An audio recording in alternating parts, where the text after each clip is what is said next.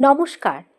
আজ আমি ম্যাকারেল মাছ আর টাটকা ফুলকপি দিয়ে ঝোল রান্না করেছি। তার জন্য প্রথমে আমি মাছ কেটে পিস করে ভালো করে ধুয়ে নিয়েছি। এরপর মাছকে হলুদ নুন মাখিয়ে রেখেছি। ফুলকপি ধুয়ে ডুমো ডুমো করে কেটে নিয়েছি। এরপর কড়াইতে তেল গরম করে তার মধ্যে মাছের পিসগুলো হালকা করে ভেজে নিয়েছি, যাতে মাছের গুণাগুণ ঠিক থাকে।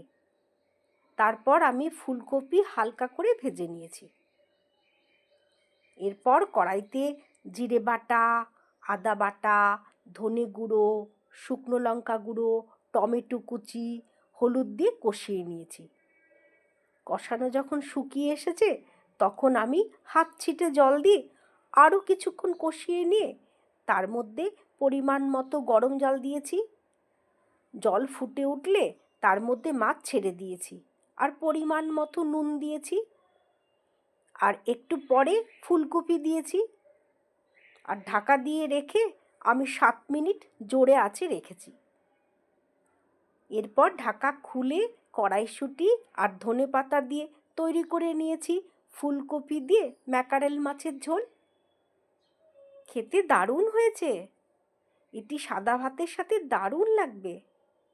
আমি কটা লাল লঙ্কা দিয়েছি, পছন্দ মতো ঝাল চাইলে ভাতের সাথে মেখে খাওয়া যাবে। ম্যাকারেল মাছের অনেক উপকারিতা আছে।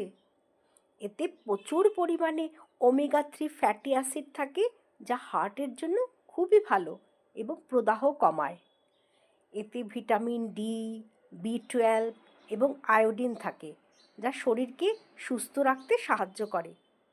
তাই আপনারাও বানান, আর ভিডিওটি ভালো লাগলে প্লিজ লাইক, শেয়ার এবং সাবস্ক্রাইব করতে ভুলবেন না। ধন্যবাদ।